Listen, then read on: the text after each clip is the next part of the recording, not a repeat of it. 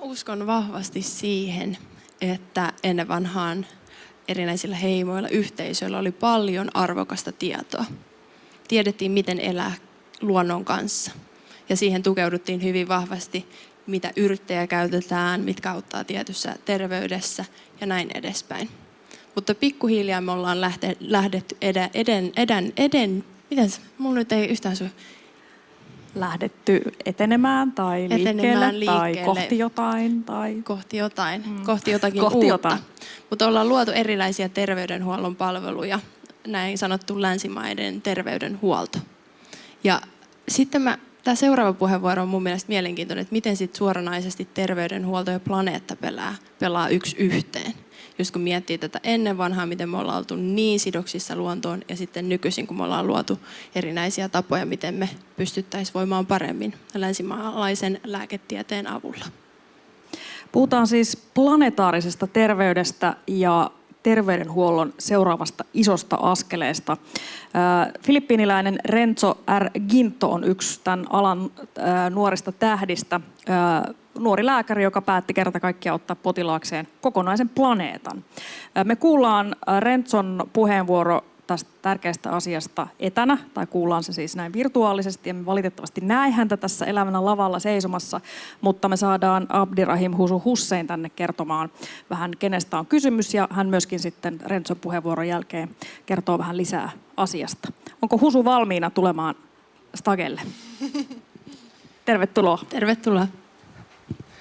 Kiitoksia, hyvää huomenta päivää kaikille. Ihana nähdä teidät kaikki tänään täällä. Nimeni on Abdirahim Hussein ja toimin Suomen suurin monikulttuurisen verkosto Moniheli ry:n toiminnanjohtajana. Meidän järjestöjen tai verkoston keskuudessa löytyy erilaisia järjestöjä, jotka ovat muualta maailmasta ja he käsittelevät eri asioita. Tänään meidän filippiiniläisen järjestön henkilö, lääkäri nimeltään Renzo R. Guinto on tulossa kertomaan meille, miten planeetta voi. Hän on päättänyt ottaa, vaikka on itse ihmislääkäri, mutta on kuitenkin päättänyt ottaa itse planeetaan omaksi potilaaksi. Renzo Guinto tulee meille kertomaan, mistä on kyse, ja sen jälkeen minä kerron vähän enemmän meistä. Kiitoksia. Hello, I'm Dr. Renzo Guinto, Chief Planetary Health Scientist of the new Sunway Center for Planetary Health in Kuala Lumpur, Malaysia, and concurrently the Director of the Planetary and Global Health Program of the St. Luke's Medical Center College of Medicine in the Philippines. I would like to thank the World Village Festival for this wonderful opportunity that you have given me to share about the powerful message of planetary health. I wish I can be with you in person in Finland, but for now, let me bring you to my country, the Philippines. Here you will see the beautiful and rich natural wonders of our more than 7,000 islands. But these lush ecosystems and the people who inhabit them are now facing enormous threats to their health because of the climate crisis and the larger planetary emergency. Here is a map of Southeast Asia, where both the Philippines and Malaysia are located. Of course, the tropical environment here is very different from freezing Finland. In this map, the redder the country is, the more vulnerable the country is to climate change. As you can see, the reddest of them all is my home country, the Philippines. It just shows the heightened vulnerability of the country to climate change and its myriad impacts. One of these recurrent impacts of climate change is extreme weather events, such as typhoons and intense flooding. This photo was taken in 2013, when Typhoon Haiyan, the strongest typhoon to ever hit land in human history, struck the central part of the Philippines, killing thousands, forcibly displacing hundreds of thousands, and affecting millions more. When these extreme events do occur, as you can see, entire communities become devastated. Roads, schools, farmlands, water systems, even healthcare infrastructure, all of them are disrupted if not destroyed. Typhoons and flooding also generate lots of disease across the population and even deaths. And there is also something unique about the Philippine experience. For the past 2 years, we have seen firsthand the confluence of two crises, the COVID-19 crisis and the climate crisis. Imagine that you are a poor Filipino who had to confront a real dilemma asking this question. On one hand, do I stay in my house to protect myself from COVID, only to have my house being inundated by intense flooding, or the roof of my house being blown away by the strong wind? On the other hand, do I move to an evacuation center to be protected from climate-related disaster, only to contract the unseen coronavirus because, as you can see in this photo, there's no social distancing in these temporary shelters to begin with? Apart from catastrophic typhoons, the Philippines is also experiencing what we call slow onset events brought about by climate change, such as sea level rise. Unfortunately, the rate of sea level rise in the Philippines is one of the fastest in the world, 5 times that of the global average.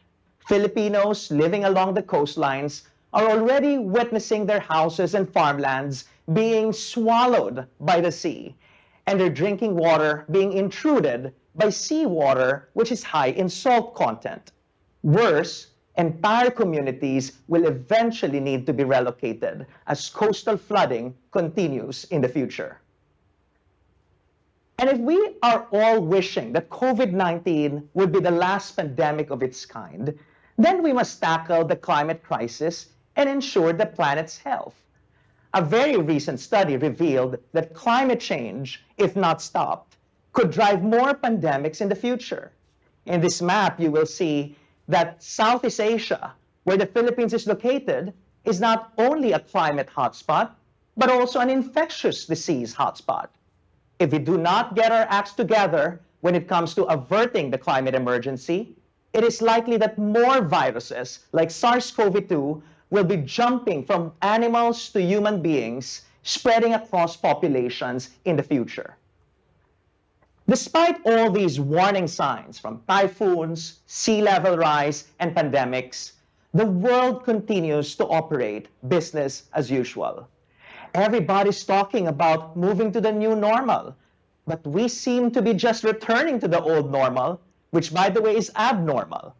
As you can see in these graphs, everything is going up. Our carbon emissions, our destruction of water resources, our cutting of trees, and killing of nature. These upward trends must stop ASAP.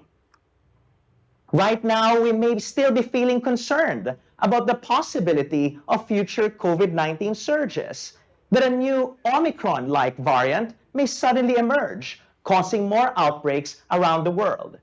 But I think we should be equally, if not more worried and afraid of future, not just waves, but tsunamis of health consequences that will be brought about by climate change and biodiversity collapse. And so as a physician, I realized that we now must treat two kinds of patients. On one hand, we have the human patient, represented by this girl wearing a face mask to protect herself from COVID-19. But on the other hand, we also have the planetary patient, Mother Earth, herself wearing a face mask, not to be protected from the virus, but from massive ecological damage that we are inflicting on her through our myriad destructive activities.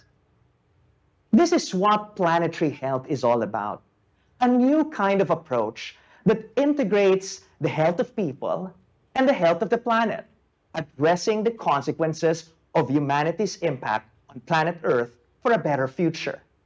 We cannot expect to have healthy people struggling to survive on a sick planet. In improving our health, the health of the planet can no longer be ignored. Over the past 2 years, we have learned a lot about the health of our global population, how COVID-19 affected billions of people through direct infection, disability, and deaths, its indirect effects such as the mental health pandemic, other human health concerns such as obesity that were neglected by the COVIDization of healthcare systems. Meanwhile, when it comes to the health of our planet, a recent update from the Stockholm Resilience Center revealed that we have already breached 5 out of 9 identified planetary boundaries. These are limits that need to be preserved if we are to sustain life on Earth. We are not on track in terms of achieving our climate goals. During the past century, we have seen the fastest rate of extinction of creatures great and small. We have been converting our natural ecosystems into cities and other built infrastructure. We have been pumping excessive amounts of artificial phosphorus and nitrogen into the soil, disrupting their natural cycles.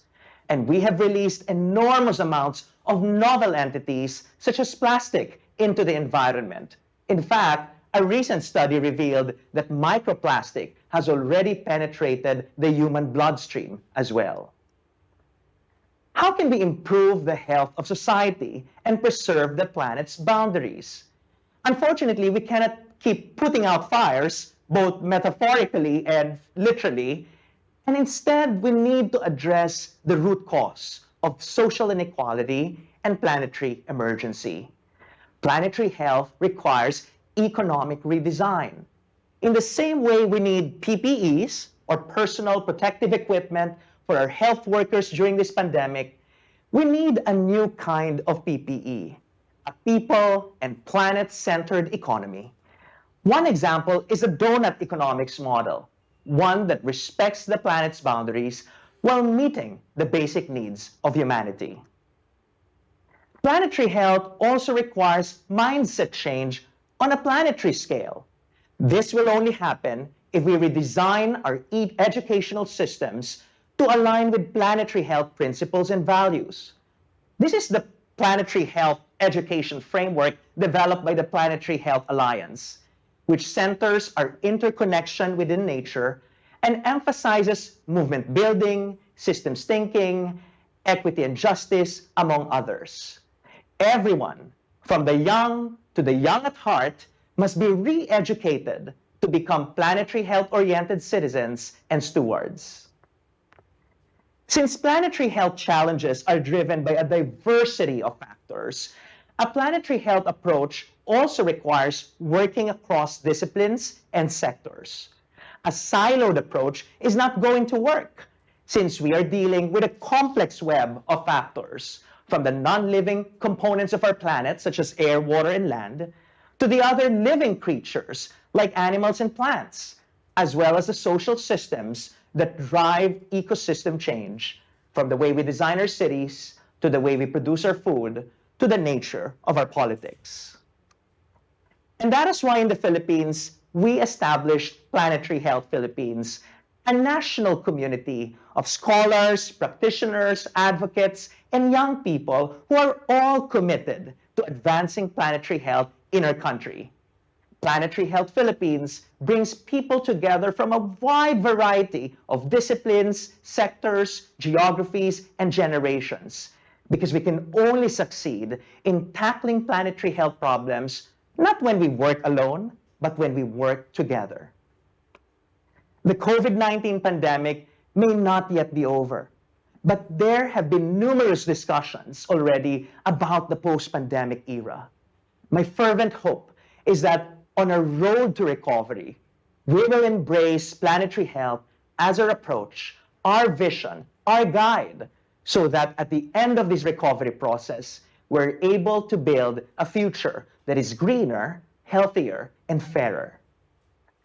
Planetary health is also an invitation to planetary humility. It calls us to shift away from an egological mindset that we human beings are at the top of the pyramid of nature, that we can limitlessly consume, pollute, kill, extract, and to instead shift towards a truly ecological approach, wherein we are living in harmony, solidarity, greater interdependence with all creatures great and small, and the non-living components of planet Earth, our only home. Moreover, the term planetary health may sound new to you, but this powerful concept is not a novel invention. All we need to do is to return to ancient wisdom and listen to indigenous communities who have for centuries acknowledge the inextricable link between the health of people and the health of the planet. As once said by Chief Seattle, the earth does not belong to man. Man belongs to earth. Man did not weave the web of life. He is merely a strand in it. Whatever he does to the web, he does to himself. And finally, for me, planetary health is a call for us to become good ancestors. What we want is that 100 years from now, the children of 2122 will read the history books, will look back to the past, and they will say that the COVID and climate generation of 2022, which is all of us in this festival, were good ancestors to them because we made the right decisions, not just for our own health, but for their health and well-being as well. We are not selfish ancestors. We are good ancestors to these children and to the future children of the world who are yet to come. Let us advance the health of both people and the planet, of planetary health, together, not tomorrow, but now. Thank you very much.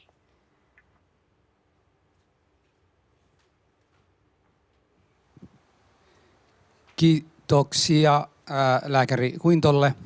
Hän olisi ollut tänään täällä, mutta on juuri vastaanottamassa Harvardilla hänen todistuksesta. Hän myös lähettää meidänkin kautta terveiset sekä täällä olijoille että kuuntelijoille tuolla verkon takana tai ruudun takana. Kuten sanoin aikaisemmin ja kuten tässäkin videossa nyt on näkynyt, ilmastonmuutos vaikuttaa meitä kaikki. Valitettavasti meidän näkemyksessä kuullaan aika usein länsimaalaista näkökulmaa eniten, jossa se vähiten myös vaikuttaa, tämä ilmastonmuutos vaikuttaa vähiten. Tosin se myös vaikuttaa täällä. Me kaipaamme meidän mielestä myös alkuperäiset kansat, kuten tässäkin videossa on sanottu, sekä näissä maista, missä nimenomaan konkreettisella tasolla ilmastonmuutos näkyy heidän arjessa joka vuotena monella erilaisella katastrofian kautta. Meille Monihelissä on myös hirmu tärkeää, että suomalaisen yhteiskunnan keskuudessa keskustelut ilmastonmuutoksesta, maailman lämpenemisestä ja globaali erilaisesta pandemiasta kuultaisiin myös erilaisia ja kuultaisiin erityisesti niitä ihmisiä, jotka myös pakenevat niitä.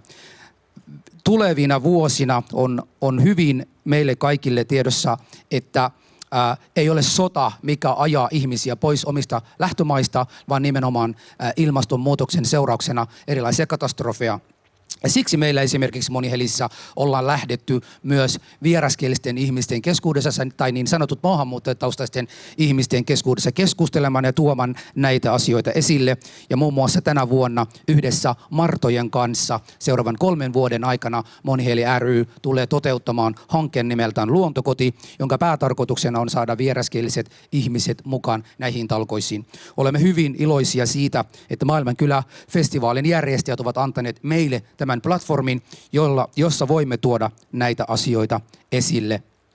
Ja tässä ihan viimeisenä, mutta ei vähäisempänä, haluaisin kiittää meidän organisaation ja lääkäri Guinton, joka tuossa on tämän videon meille tehnyt tervehdykseksi. Ja sanomme vielä kerran ja painottamme sanaan, että suomalaisen yhteiskunnan kaipaa kovasti keskustelua, tai keskustelun täytyy saada myös mukana näitä vieraskielisiä ihmisiä, nimenomaan ihmisiä, jotka ovat pakeneet näistä, ja sillä tavalla tuoda se konkreettisuus, mikä tämä ilmastonmuutos, maailman globaali ilmiöt, jotka ajavat näitä ihmisiä.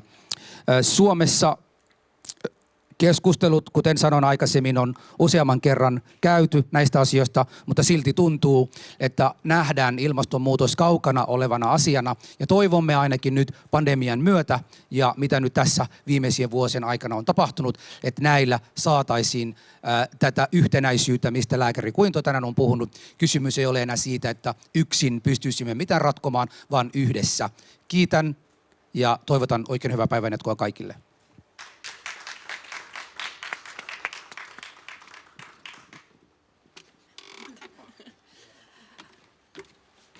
Kiitoksia tästä puheenvuorosta.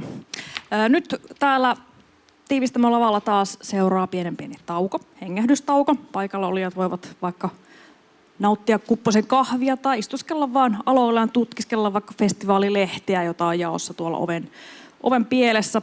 Festivaalilehdestä löytyy festarin koko ohjelma. Ja alkuunkin mainittiin, me ollaan täällä tänään kello 6 asti. Livestreamin kautta pääsee myös seuraamaan tätä mielenkiintoista ja hyvin herkullista ohjelmaa myös koko päivän ajan, jos haluaa vaikka katsoa kotisohvalta tai muualta. Tai jos sattuu tänään viettämään aikaa alla Seapoolilla, kauppatorilla, niin sen lisäksi myös löytyy tallenteet myös tulevaisuudessa muutaman viikon ajan sieltä Maailmankylässä YouTube-kanavalta. Mutta niin kuin sä sanoit, me palataan tänne lavalle ihan hetken päästä, jolloin 12 tulee meidän toinen Keynote-puhuja, Ujuni Ahmed, puhumaan vallan jakamisesta ja miten se on ehto näkyväksi tulemiselle. Kiitos.